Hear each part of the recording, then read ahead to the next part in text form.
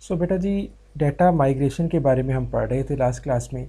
हमने इसका थोड़ा बहुत इंट्रोडक्शन लिया था, उसको थोड़ा सा रिपीट करते हैं। रिकैप करने के बाद हम अपने आज के टॉपिक की तरफ मूव करेंगे। तो हमने कहा था कि डाटा माइग्रेशन जो है वो असल में हमारे पास लेगेसी सिस्टम्स हैं, पुरानी डाटाबेसेस हैं जिनको हम ख़त्म करके ईआरपी के ऊपर आना चाह रहे हैं। उन सेटअप्स में से, उन लेगेसी एप्लीकेशंस में से डाटे को हमने ट्रांसफ़र करना होता है इनटू द न्यू डाटाबेस, यानी कि ईआरपी की जो डाटाबेस होती है। और बाज़ जगह ऐसा डाटा भी क्रिएट करना पड़ता है जो कि किसी सिस्टम में मौजूद नहीं होता। ठीक है, कुछ ऐसा डाटा भी प्रोड्यूस करना पड़ता है जो कि नए सेटअप्स के लिए आपको ज़रूरत होती है। तो कुछ डाटा आपको अवेलेबल होता है और कुछ डाटा आपको ख़ुद से प्रोड्यूस करना पड़ता है ताकि आप ईआरपी सिस्टम के अंदर उसको फीड कर सकें। फिर हमने ये पढ़ा था कि हमारे पास इसकी जो टाइप्स होती हैं वो दो टाइप्स हैं। एक मास्टर डाटा होता है, दूसरा ट्रांजैक्शन डाटा होता है। मास्टर डाटा ऐसा डाटा है जो कि फ्रीक्वेंटली चेंज नहीं होता, यानी कि ऐसा डाटा जिसको हम कुछ डिले का शिकार भी कर दें अगर ड्यूरिंग द ट्रांसफॉर्मेशन, तो उसके ऊपर कोई इफ़ेक्ट नहीं आता। ठीक है, नंबर ऑफ़ इनरोल स्टूडेंट जो हैं वो उनकी तादाद जो वीक में चेंज होती है वो इतनी ज़्यादा नहीं होती। हार्डली एक आध स्टूडेंट का ऊपर नीचे फ़र्क आता होगा, लेकिन एक आध रैकेट को अगर हम कंपेयर करें कि स्टूडेंट्स की तादाद यूनिवर्सिटी के अंदर 5000 है, तो एक आध रैकेट को मैनुअली अपडेट करना भी पड़े तो भी इशू नहीं आता। इस तरह के डाटा को हम कहते हैं मास्टर डाटा। बेसिक रूल ये है कि हमने तमाम ऑब्सोलीट डाटा को ख़त्म कर देना है जिस डाटा की हमें ज़रूरत नहीं है। और दूसरे नंबर पे हमारे पास है ट्रांजैक्शन डाटा। ऐसा डाटा जिसके अंदर फास्ट चेंजेस आ रही हैं। ठीक है, जिसके अंदर अगर हम डिले करते हैं तो पॉसिबिलिटी होती है कि दोनों डाटाज जो हैं, दोनों डाटाबेसेस के अंदर इनकन्सिस्टेंसी जनरेट हो जाएगी, जिनके अंदर हम ओपन सेल ऑर्डर्स देख सकते हैं, ओपन परचेज ऑर्डर्स देख सकते हैं। यूनिवर्सिटी की बात करें तो उसके अंदर ओपन अकाउंट्स हो सकते हैं, अटेंडेंस का सिस्टम हो सकता है। इसके अंदर ट्रांजैक्शन की फ्रीक्वेंसी मास्टर डाटा की निस्बत बहुत ज़्यादा होती है। तो अगर हम इसको कन्वर्ट करते में जितनी देर हम कट ओवर की हमारी ड्यूरेशन है उस दौरान बहुत सारी ट्रांजैक्शंस हो जाती हैं, बहुत ज़्यादा अपडेशन की ज़रूरत पड़ती है, तो फिर वो डाटा इनकन्सिस्टेंट होने के चांसेस होते हैं। तो जब हम इसको माइग्रेट करते हैं तो हम इस तरह से क्लासीफाई करते हैं कि ट्रांजैक्शन डाटा को कम से कम जो है ना वो डाउन टाइम के अंदर हम सिस्टम के ऊपर जो है ना वो कन्वर्ट कर दें। अच्छा, हमने यहाँ पे ये बात की कि ओल्ड एंड ऑब्सलीट डाटा उसको ख़त्म कर दें। ऑब्सलीट डाटा की भी फ्यूचर में किसी जगह पे ज़रूरत पड़ सकती है। दैट्स वाई हम फोकस करते हैं कि उसको भी लॉस ना करें। हम एक एक्स्ट्रा एप्लीकेशन बनाते हैं, उसको हम कहते हैं वेयर हाउस एप्लीकेशन। उस एप्लीकेशन के अंदर रेगुलर चेंजेस नहीं आती, रेगुलर मेंटेन नहीं करना पड़ता। वो सिर्फ़ और सिर्फ पुराने डाटा को होल्ड करती है और कभी कभार, यानी कि साल में एक आध बार या मे बी 5 साल में एक आध बार, अगर आपको उस डाटा में से कुछ रिपोर्ट्स इंफॉर्मेशन गेट करनी पड़ती है तो आप वेयर हाउस एप्लीकेशन को इस्तेमाल करते हैं। ठीक है, अदरवाइज़ आपका जो कटिंग एज डाटा होता है, जो लेटेस्ट डाटा होता है, जिसके ऊपर ऑर्गेनाइजेशन वर्किंग कर रही होती है, वो सारे का सारा आपकी मेन ईआरपी का पार्ट बनता है। ये क्लासिफिकेशन लर्न करने के बाद नेक्स्ट हमारे पास है माइग्रेशन के प्रोसेस कैसे हैं। दो तरह से डाटा की माइग्रेशन होती है। एक है कि आप मैन्युअली डाटा को ट्रांसफ़र करते हैं। ठीक है, यानी कि यूज़र जब भी किसी सिस्टम से इंटरेक्ट करना होता है तो दो तरह के इंटरफेसेस होते हैं। एक होता है यूज़र इंटरफेस, जिसके थ्रू यूज़र दूसरे सिस्टम्स के साथ कनेक्ट करता है और उनके अंदर डाटे की कन्वर्जन, डाटे को इनपुट करता है, आउटपुट को देखता है। ऐसा इंटरफेस यूज़र इंटरफेस कहलाता है, जिस तरह से मोबाइल फ़ोन और लैपटॉप के इंटरफेसेस हैं। दूसरी तरह का इंटरफेस होता है, उसको कहते हैं सिस्टम इंटरफेस। तो सिस्टम दूसरे सिस्टम से कम्युनिकेट करके उससे डाटे को गेट करता है। ठीक है, एक डाटाबेस दूसरी डाटाबेस के साथ कनेक्ट होती है या एक डाटाबेस दूसरी एप्लीकेशन के साथ कनेक्ट होती है। इस तरह के सेटअप को हम कहते हैं यूज़र इंटरफेसेस। इस तरह के सेटअप को हम यूज़र इंटरफेस सिस्टम इंटरफेसेस का नाम देते हैं। यहाँ पे हमारे पास जो माइग्रेशन है ये भी इसी जो ना वो कॉन्सेप्ट के अंडर है, यानी कि हमारे पास मैनुअल डाटा की माइग्रेशन है और ऑटोमेटिक यानी कि इलेक्ट्रॉनिक डाटा माइग्रेशन है। जो मैनुअल डाटा माइग्रेशन है उसके अंदर ह्यूमन इन्वॉल्वमेंट बहुत ज़्यादा होती है। ठीक है, जहाँ पे ह्यूमन इन्वॉल्वमेंट ज़्यादा होती है वहाँ पे ज़ाहिर है उसके अंदर जो कुछ एरर के चांसेस भी बढ़ जाएंगे, ठीक है, डिले भी होगा और ओवरऑल परफॉर्मेंस भी उतनी ज़्यादा नहीं होगी।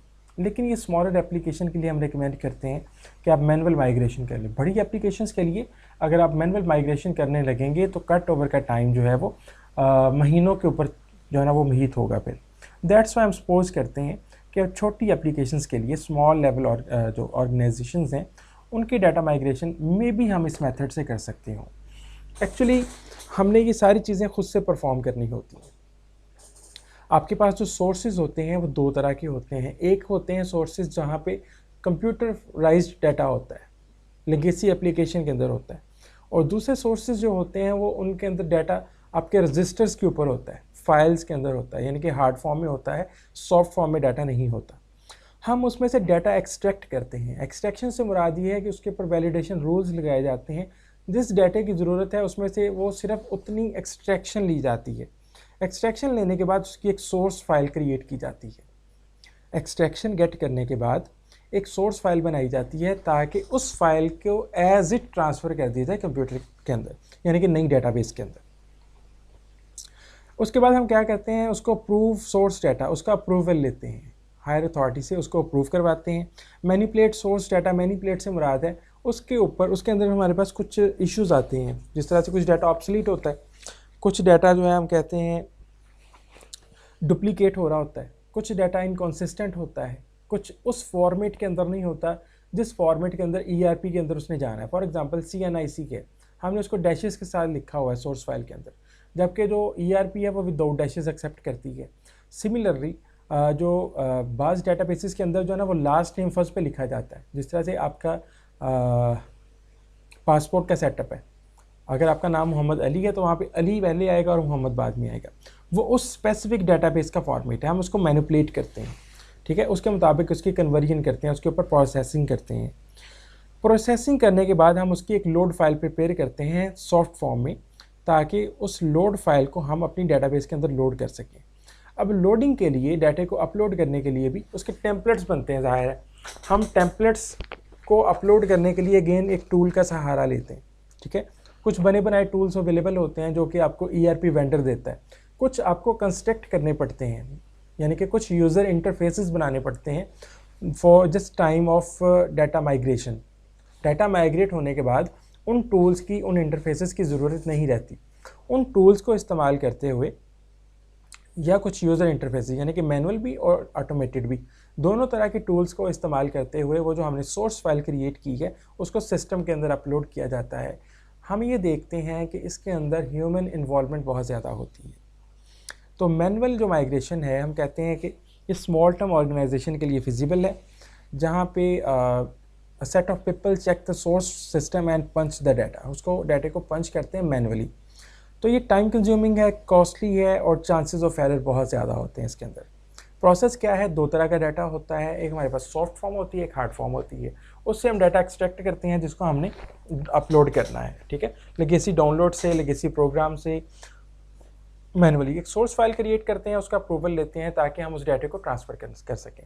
उसकी मैनिपुलेशन से मुराद उसके अंदर जो कंसिस्टेंसी कॉन्स्टेंट्स हैं उनको रिमूव करते हैं। लोड फाइल प्रिपेयर करते हैं। कुछ फाइल्स जो हैं वो डायरेक्टली जो है ना वो ट्रांसफरेबल होती हैं, माइग्रेटेबल होती हैं, और कुछ जो हैं वो डायरेक्टली माइग्रेटेबल नहीं होती, वो सिस्टम इंटरफेसेस की बजाय यूज़र इंटरफेसेस के थ्रू फीड की जाती हैं। तो इससे आपकी नई ERP जो है वो पुराने तमाम डाटे को अपने अंदर जो है ना वो शामिल कर लेती है। ये मैनुअल प्रोसेस है। दूसरा हमारे पास है इलेक्ट्रॉनिक मेथड। ये हमारे पास इलेक्ट्रॉनिक डाटा माइग्रेशन है। जी बेटा।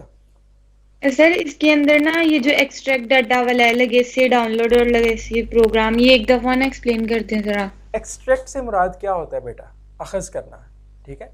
आपके पास एक बल्क ऑफ डाटा है, आप उसमें से वो डाटा लेते हैं, आपको वो डाटा चाहिए। आप ऑर्गेनाइजेशन के अंदर हम कहते हैं कि बहुत ज़्यादा इररेलेवेंट डाटा भी होता है। हमें ERP के अंदर कौन सा डाटा चाहिए, वो आपने पुराने सिस्टम्स में से, चाहे वो लेगेसी एप्लीकेशंस हैं आपके पास या मैनुअल फॉर्म के अंदर है, आपने उस डाटे को ट्रांसफ़र करना है, ठीक है।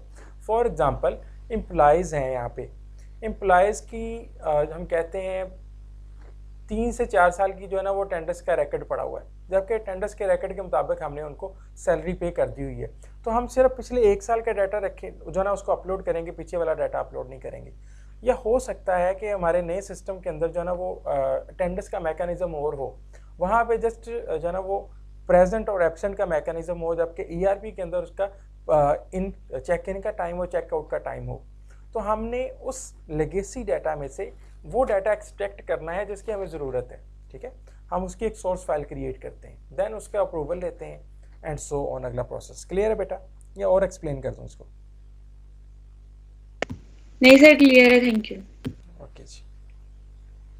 तो हमारे पास इलेक्ट्रॉनिक डाटा माइग्रेशन है, जाहिर है इलेक्ट्रॉनिकली डाटा ट्रांसफ़र होगा। जिस तरह से आपके मोबाइल फ़ोन के अंदर कॉन्टैक्ट्स होते हैं, आप उनको माइग्रेट करते हैं। अगर आप मोबाइल फ़ोन चेंज कर रहे हैं, आप नया मोबाइल फ़ोन लेते हैं, तो पुराने मोबाइल फ़ोन से वो डाटा आप नए मोबाइल फ़ोन के अंदर कन्वर्ट करते हैं, ठीक है। उसको आप कॉपी कर रहे होते हैं, दिस इज़ एक्चुअली माइग्रेशन, ठीक है, माइग्रेशन ऑफ डाटा। आप देखते हैं कि अगर आप मैनुअली एक पुराने सिस्टम से एक एक नंबर करके नोट करेंगे तो उसके ऊपर में भी आपको 1 से 2 हफ्ते लग जाएँ, लेकिन वही आप ट्रांसफ़र करते हैं थ्रू सम एप्लीकेशन, तो वो तकरीबन 5 से 7 मिनट के अंदर सारे के सारे ट्रांसफ़र हो जाएंगे। तो हम कहते हैं फास्टर भी है, चीपर भी है, having low chances of error. इसके अंदर एरर के चांसेस कम होते हैं। क्यों कम होते हैं? क्योंकि इलेक्ट्रॉनिकली इसने ट्रांसफ़र करना है। मैनुअली आप ट्रांसफ़र कर रहे होंगे तो हो सकता है कि आप जो ना 200 कॉन्टैक्ट्स जो है ना उनको सेव करते हैं, तो उनमें से 3-4 गलत भी कर लें आप, ठीक है। तो उसके अंदर चांसेस ज़्यादा होते हैं एरर के मैनुअल के अंदर। इलेक्ट्रॉनिक के अंदर जो है ना वो चांसेस कम होते हैं। After migration data need to be verified in the new system. ये दोनों के अंदर है, मैनुअली भी होता है और इलेक्ट्रॉनिक के अंदर भी होता है। जब तक डाटे की वेरिफिकेशन नहीं होती हम उसको जो है ना वो लेके नहीं जाते गो लाइव फेज के अंदर। Manual verification is the last step even in case of electronic transfer. दोनों की सूरत में आप चाहे इलेक्ट्रॉनिक कर रहे हैं या मैनुअल कर रहे हैं, एंड पे जो वेरिफिकेशन होनी है वो मैनुअल ही होनी है, ठीक है। यानी कि मैनुअल माइग्रेशन की सूरत हो या इलेक्ट्रॉनिक डाटा माइग्रेशन की सूरत हो, दोनों सूरतों में जो वेरिफिकेशन है हम वो मैनुअल ही करते हैं, ठीक है जी। तो इसके अंदर कुछ सीरीज़ ऑफ स्टेप्स आपके सामने हैं। एनालिसिस होता है, फिर उसके बाद डिज़ाइन क्रिएट किया जाता है, क्लेंजिंग होती है, डाटा को एक्सट्रैक्ट किया जाता है, आफ्टर एक्सट्रैक्शन उसको हम लोड करते हैं और लोडिंग के बाद वेरिफिकेशन का प्रोसेस आता है। तो सबसे पहला जो फेज़ है वो हमारे पास है एनालिसिस का। एनालिसिस के अंदर 2 चीज़ें परफॉर्म होती हैं बेटा, एक होती है प्रोफाइलिंग और दूसरी होती है मैपिंग। प्रोफाइलिंग से मुराद क्या होता है कि आपने उस डाटे को स्टडी करना होता है। स्टडी से मुराद डाटे के कंटेंट्स को देखना होता है, डाटे के अंदर क्या क्या चीज़ें इंक्लूड हैं उनको स्टडी करना होता है। मैपिंग जो होती है, मैपिंग से मुराद आप लोग समझते हैं उसके जो डेटाबेस नहीं होती है उसके फील्ड्स, उसके टेबल्स, उसके इंटरफेसेस के मुताबिक उसको मैप करना है। मैप का लफ्ज़ आपने ऑलरेडी मे बी आर्किटेक्चर आप लोगों ने पढ़ लिया है, सिस्टम आर्किटेक्चर्स पढ़ लिया हुआ बेटा? नहीं। चलें जी, मैं थोड़ा सा एक्सप्लेन कर देता हूँ इसको फिर यहाँ पे ना। तो ये जो पहला हमारे पास एनालिसिस का फेज़ होता है, एनालिसिस का फेज़ है, इसके अंदर 2 पार्ट्स हैं। एक हमारे पास है मैपिंग प्रोफाइलिंग, और दूसरा हमारे पास होता है मैपिंग। प्रोफाइलिंग के अंदर हम क्या करते हैं, स्टडी द डाटा को स्टडी करते हैं, उसके कंटेंट्स को, स्ट्रक्चर को, क्वालिटी को और उसकी इंटेग्रिटी को, यानी कि उसके तमाम इंटीरियर स्ट्रक्चर को स्टडी किया जाता है। इससे हमें ये आइडिया हो जाता है जो हमारा सबसे पहला चैलेंज था उसको हम कवर अप कर रहे हैं कि कितना डाटा ट्रांसफ़र करना पड़ेगा। और डाटा मैपिंग से मुराद ये है कि पुरानी डाटाबेस के अंदर कुछ टेबल्स होंगे, उन टेबल्स के अंदर कुछ जो है ना वो फील्ड्स होंगे, कुछ ट्यूपल्स होंगे, और नई डाटाबेस है उसके अंदर भी कुछ फील्ड्स टेबल्स होंगे, कुछ फील्ड्स होंगे, लेकिन वो दोनों सिमिलर नहीं होंगे, दोनों के अंदर बहुत ज़्यादा डिफरेंस होगा। तो हम एनालाइज करते हैं कि पुरानी और नई डाटाबेस के जो कंटेंट्स हैं आपस में किस तरह से इंटरकन्वर्टेबल होंगे, ठीक है। पुराने सिस्टम्स में से, पुरानी डाटाबेसेस के टेबल में से डाटा नए टेबल्स के अंदर कैसे जाएगा, उनके अंदर जो कीज़ होंगी, जिस तरह फॉरेन प्राइमरी और फॉरेन कीज़ होती हैं, सेकेंडरी कीज़ होती हैं, वो किस तरह से सेट होंगी, ठीक है। तो टेबल्स की मैपिंग एक्चुअली यहाँ पे उसकी बात होती है, ठीक है। ये करने के बाद हम अगले फेज़ के ऊपर आ जाते हैं जहाँ पे हमारे पास डिज़ाइन होता है।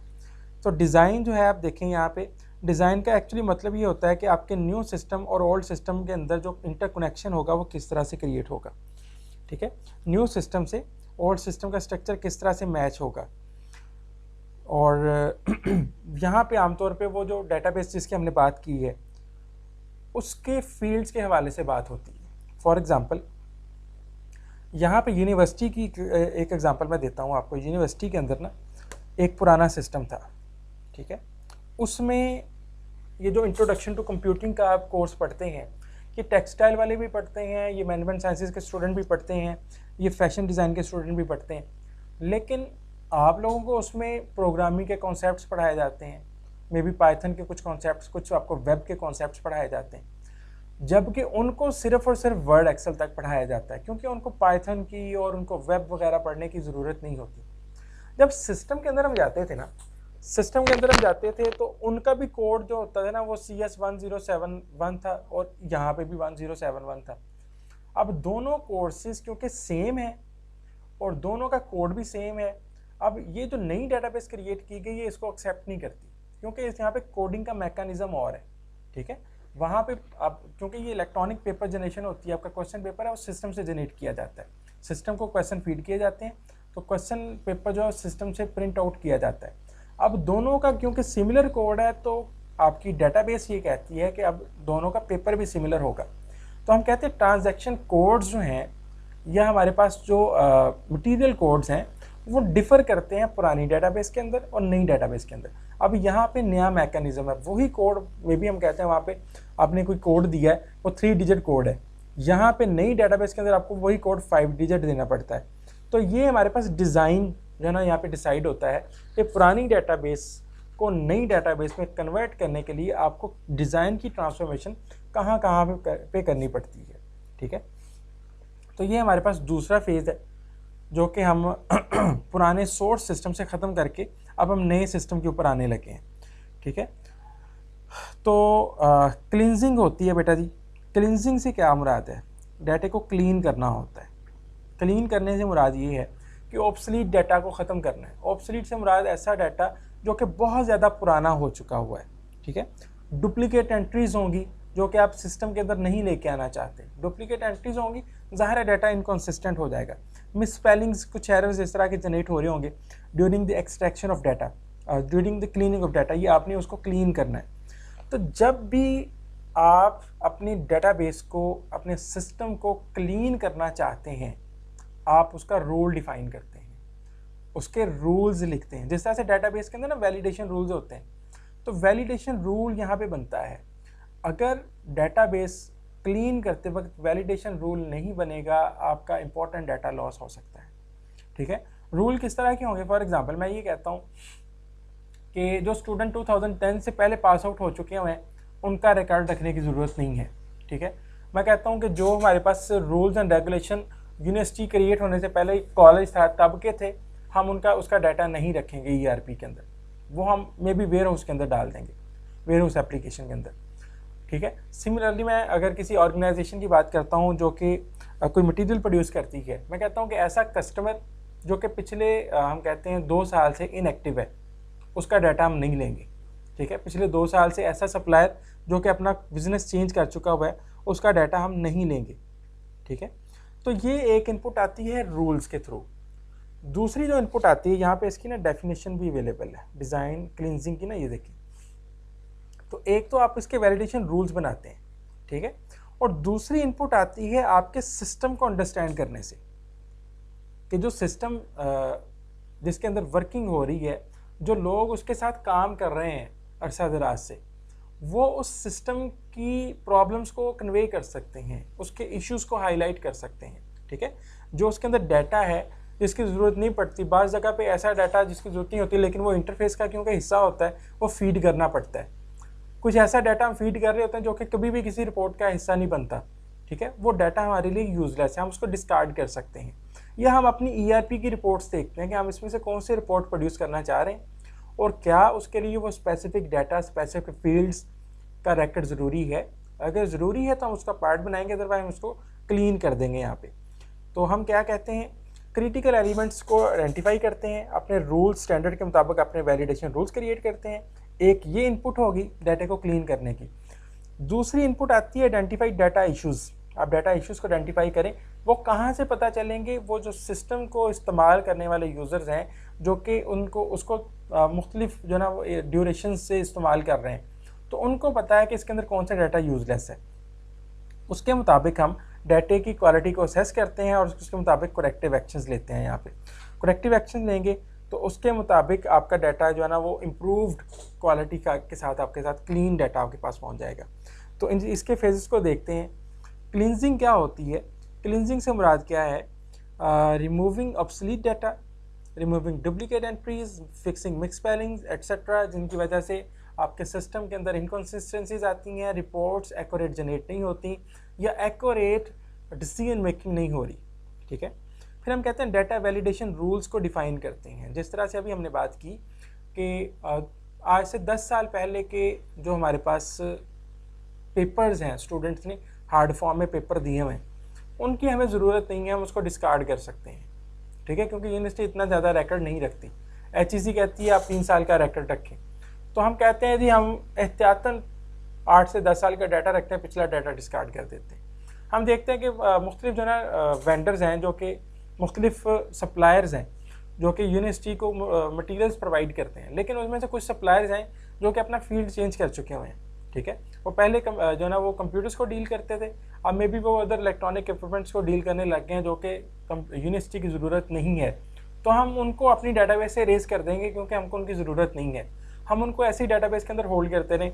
हाँ, अगर कभी फ्यूचर में दोबारा से ज़रूरत पड़ती है तो हम उनको मैनुअल फीड कर लेंगे दोबारा से सिस्टम के अंदर। तो वैलिडेशन रूल्स बनाए जाते हैं। दूसरी इनपुट जो होती है वो होती है अंडरस्टैंड डाटा इश्यूज़ इन लेगेसी एप्लीकेशन। लेगेसी एप्लीकेशन के यूज़र्स आपको बताते हैं कि उसके डाटा के अंदर क्या किस तरह के इश्यूज आ सकते हैं। ठीक है, तो जो लेगेसी एप्लीकेशन होती है उससे इनपुट ली जाती है और उसके मुताबिक फिर हम डाटे को क्लीन करते हैं और डाटे की इम्प्रूव्ड क्वालिटी आपके सामने आती है। कहते हैं for a larger system having huge volume of data this activity can take several months. ठीक है, हर डिपार्टमेंट होता है, उसके पास कुछ नए फील्ड्स होते हैं, कुछ डाटा वो नहीं जाते सिस्टम के अंदर, उसको ख़त्म किया जाता है। आमतौर पे टाइम जो है वो डुप्लीकेशन ख़त्म करने के ऊपर लगता है, क्योंकि जो मैनुअल और कंप्यूटराइज दोनों सिस्टम एट अ टाइम 7 साल चल रहे होते हैं, उनमें बाज़ दफ़ा इनकन्सिस्टेंसीज आती हैं। फिर उनके एक्सपर्ट्स के साथ, बिजनेस यूजर्स के साथ बैठ के उनमें से डाटे को फाइनलाइज किया जाता है और उसका अप्रूवल लिया जाता है। डाटा क्लिनजिंग करने के बाद, यानी कि ये डाटा क्लिनजिंग हो गया, उसके बाद नेक्स्ट फेज़ हमारे पास आता है उसकी एक्सट्रैक्शन का। एक्सट्रैक्शन से मुराद अभी हमने बात की है कि हमने सोर्स फाइल से, सोर्स जो हमारे पास डाटाबेस है उसमें से डाटे को एक्सट्रैक्ट करना होता है। ठीक है, इसके लिए आपके पास टूल्स होते हैं, ETL टूल्स, यानी कि extraction, transformation and loading tool. ये तीनों स्टेप्स ये यहाँ पे जो परफॉर्म होते हैं ये इलेक्ट्रॉनिकली परफॉर्म होते हैं। सिमिलरली हमारे पास जो ट्रांसफॉर्मेशन है ये भी टूल्स के थ्रू होती है। ट्रांसफॉर्मेशन से मुराद ये है कि जो हमने डिज़ाइन बनाया था सेकंड फेज़ के अंदर कि पुरानी डाटाबेस के अंदर ये फॉर्मेट्स हैं और नई डाटाबेस के अंदर ये फॉर्मेट्स होंगे, उसके मुताबिक टूल्स वर्क करते हैं पुरानी डाटाबेस के मॉडल को उठा के उसके फील्ड्स को, उसके टेबल्स को कन्वर्ट करते हैं according to the newer model. ठीक है, तो ये भी इलेक्ट्रॉनिकली परफॉर्म किया जाता है। जो चीज़ें इलेक्ट्रॉनिकली परफॉर्म की जाती हैं उसके लिए सिस्टम इंटरफेसेस क्रिएट किए जाते हैं। सिस्टम इंटरफेसेस बाज़ दफ़ा, बल्कि मोस्ट ऑफ द टाइम आपको ERP वेंडर देता है, लेकिन ERP वेंडर क्योंकि वो अपने ERP के अंदर एक्सपर्ट है, आपके सिस्टम के अंदर एक्सपर्ट नहीं है, उसको नए सिस्टम इंटरफेसेस, नई क्यूरीज जनरेट करनी पड़ती हैं, एक नया नेटवर्क मॉडल क्रिएट करना पड़ता है जो कि आपके पुरानी लेगेसी सिस्टम से डाटे को कॉपी करके नए सिस्टम के ऊपर लेके आता है। इसकी थोड़ी सी थ्योरी को स्टडी कर लेते हैं। सीरीज ऑफ रूल्स और functions are applied to extract data from the source. उसको एक्सट्रैक्ट किया जाता है, drive the data to be loaded to the target system. उसमें से डाटा वो ड्राइव किया जाता है जिसको हमने टारगेट सिस्टम के अंदर लोड करना है। इन द फॉर्मेट नीडेड, वो जो फॉर्मेट जो हमने सेकंड फेज़ के अंदर बनाया था। हम कहते हैं कि कुछ डाटा जो है वो उसके ऊपर कम से कम हमें मैनिपुलेशन करनी पड़ती है या थोड़ी बहुत करनी पड़ती है। कुछ डाटा जो है उसके ऊपर जो है ना वो आपको हैवी वर्क करना पड़ता है। इन दोनों के एग्जांपल्स लेते हैं। हैवी से मुराद क्या है और लाइटर से मुराद क्या है। जो बुक वाली एग्जांपल है वही आपसे डिस्कस कर लेता हूँ। बुक में ये है कि हम फॉर एग्जांपल पुराने सिस्टम में मेल और फीमेल लिखते थे, ठीक है, जेंडर के अंदर, यहाँ पे हम उसको जो है ना वो 1 फॉर मेल कर रहे हैं और 2 फॉर फीमेल कर रहे हैं, ठीक है। तो ये जो ना माइनर कन्वर्जन है कि आप उसको एक कमांड लगा के तमाम मेल जहाँ पे मेल में लिखा होगा वहाँ पे 1 कर देंगे, जहाँ पे फीमेल लिखा होगा वहाँ पे 2 कर देंगे। ये माइनर मॉडिफिकेशन है। और मेजर मॉडिफिकेशन ये है कि आप का जो पहले कोड था, कोई भी आइटम का कोड है, फॉर एग्जांपल हमने एक आइटम जो है ना उसको प्रोड्यूस करना है, उसका कोड पहले 3 डिजिट होता था, अब उसको 5 डिजिट करना चाहते हैं, 7 डिजिट करना चाहते हैं। तो अब डिजिटिंग की नई एल्गोरिदम लगानी पड़ेगी, कोडिंग की नई एल्गोरिदम इस तरह से लगानी पड़ेगी कि उस कोड का पहला हिस्सा भी रिटेन रहे और नया हिस्सा भी प्रोड्यूस हो। ये जो बैंक्स हैं, जब ये ऑनलाइन बैंकिंग के ऊपर कन्वर्ट हुए, पहले इनके अकाउंट नंबर का फॉर्मेट और होता था, अब इलेक्ट्रॉनिक अकाउंट नंबर का फॉर्मेट और होता है, लेकिन जो नया फॉर्मेट है उसके अंदर पुराने वाला भी कोड मौजूद होता है, ठीक है, और नई यूनिकनेस भी उसके अंदर आती है। तो ये चीज़ें ये मेजर मॉडिफिकेशन के अंदर आती हैं, ठीक है जी। तो ये ट्रांसफॉर्मेशन है कि हमने उसको इस काबिल बना लिया है कि वो नई डेटाबेस के अंदर कन्वर्ट हो सके, ठीक है, विद हेल्प ऑफ टूल्स हमने ये काम किया। उसके बाद हमारे पास आता है लोडिंग का टाइम। लोडिंग से मुराद ये है कि आपने उसको पुराने जो हमने एक्सट्रैक्ट किया हुआ डाटा, उसकी जो फाइल क्रिएट की है, उसको नई डेटाबेस के अंदर लोड करना है ताकि उसके टेबल्स और उसके फील्ड्स के अंदर डाटा जाके स्टोर हो जाए। अगेन इसके लिए टूल इस्तेमाल किया जाता है इलेक्ट्रॉनिक, लेकिन यहाँ पे कुछ और कंसर्न्स हैं। ये बाकी वाला सारा काम जो हम कर चुके हैं ये तमाम तरह के डाटे के ऊपर हो चुका है, लेकिन ये जो लोडिंग है इसके अंदर 2 तरह के कंसर्न्स आते हैं। नंबर 1 ये है कि आपके पास मास्टर डाटा पहले ट्रांसफ़र होगा या आपके पास यानी कि सीक्वेंस है, कौन सा डाटा पहले ट्रांसफ़र होगा और कौन सा डाटा बाद में ट्रांसफ़र होगा। जो मास्टर डाटा उसके लिए आपके पास लीनियर टाइम होता है, आप उसको पहले से ट्रांसफ़र कर लेते हैं। लेकिन जो आपके पास ट्रांजैक्शन डाटा होता है, ट्रांजैक्शन डाटा, उसकी सीक्वेंस बहुत ज़रूरी होती है, ठीक है। उस ट्रांजैक्शन डाटा की सीक्वेंस अगर हम आउट कर देते हैं तो बाज़ दफ़ा हमारी फाइनेंशियल मैटर्स और हमारे सिस्टम की, जिस तरह से हमने चेक इन का डाटा आता है पहले और फिर चेक आउट का डाटा आता है, ठीक है। अगर चेक इन का डाटा आया होगा, फॉर एग्जांपल मैं यूनिवर्सिटी में 8:30 पे चेक इन करता हूँ और 4:40 पे मैं लीव कर देता हूँ। अगर चेक इन का डाटा जो ना वो बाद में आए और चेक इन का डाटा बाद में आए, चेक आउट का डाटा पहले आ जाए 4:40 to 8:30, ठीक है। तो ये टाइम स्लॉट ये देखें, इसका मतलब है कि मैं यूनिवर्सिटी में एक्चुअली मैं प्रेजेंट था, लेकिन इस टाइम डाटा फ्रेम के मुताबिक मैं यूनिवर्सिटी से एब्सेंट हूँ, ठीक है। तो सीक्वेंस ऑफ डाटा मैटर करती है इसके अंदर कि किस सीक्वेंस में आप डाटे को अपलोड करेंगे। फिर ये भी होता है, क्योंकि ये बहुत हैवी अमाउंट ऑफ डाटा होता है, लेकिन आमतौर पे इसको हम बहुत शॉर्ट टाइम ड्यूरेशन के अंदर कर रहे होते हैं। इसकी रीज़न ये होती है कि आपके पास जो ट्रांजैक्शन डाटा होता है ये open orders, open accounts, open tender system, इस तरह के टेबल्स होते हैं जिसके अंदर बहुत ज़्यादा फ्रीक्वेंटली चेंजेस आ रही होती हैं। अगर आप उसको लोड करने में बहुत ज़्यादा टाइम लेते हैं तो इसका मतलब ये है कि आपने बहुत सारा डाटा को लॉस्ट कर दिया। उसकी वजह से सिस्टम जो ना इनकन्सिस्टेंसी का शिकार हो जाएगा। शुरू के अगर 1 से 2 महीने वो अच्छा परफॉर्म नहीं कर पाता तो अल्टीमेटली वो फ्यूचर के अंदर जाके फेल हो जाएगा, ठीक है, क्योंकि जो उसको इस्तेमाल करने वाले हैं वो शुरू में ही उसके ऊपर एतमाद कायम नहीं कर सकेंगे, ठीक है। तो आमतौर पे इसको हम कहते हैं नाइट शिफ्ट्स के अंदर, वीकेंड्स के ऊपर ट्रांसफ़र किया जाता है ताकि कम से कम जो है ना वो गैप क्रिएट हो, वर्किंग ड्यूरेशन कम से कम गैप क्रिएट करे, ठीक है। तो जितना कम गैप में डाटा ट्रांसफ़र होगा, जितनी जल्दी से वो लोड होगा, जितनी quality of data loading better होगी, उतना सिस्टम ज़्यादा जो है ना जल्दी अपने रिजल्ट शो करना शुरू, पॉजिटिव रिजल्ट शो करना शुरू कर देगा, ठीक है। तो लोडिंग, एक्सट्रैक्शन और ट्रांसफॉर्मेशन, ये तीनों चीज़ें हमारे पास इलेक्ट्रॉनिकली परफॉर्म होती हैं। एंड द लास्ट वन हमारे पास आती है वेरिफिकेशन ऑफ डाटा। तो वेरिफिकेशन ऑफ डाटा से मुराद ये है कि हमने बिजनेस यूजर्स के थ्रू मैनुअली चेक करवाना होता है कि क्या जो पुराने सिस्टम के अंदर डाटा है वो नए सिस्टम के अंदर भी मौजूद है।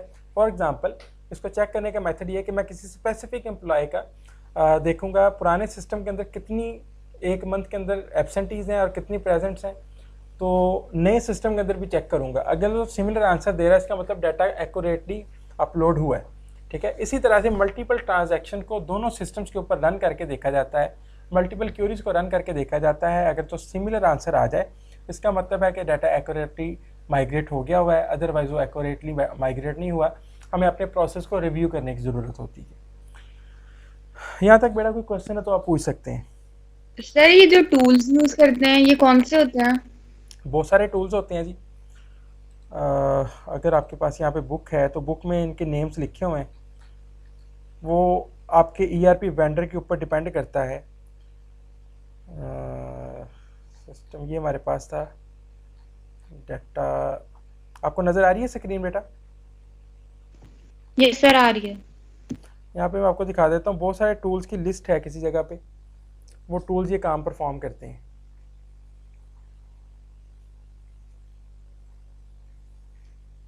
बुक स्टडी करते हैं आप लोग कभी कभी?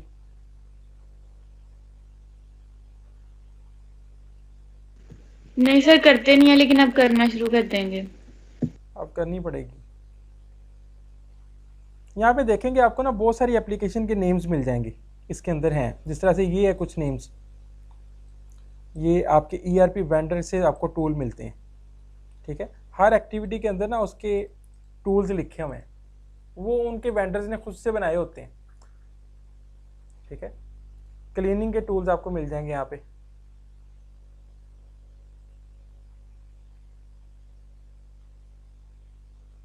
ठीक है। Okay sir. हाँ जी, और बेटा कोई क्वेश्चन?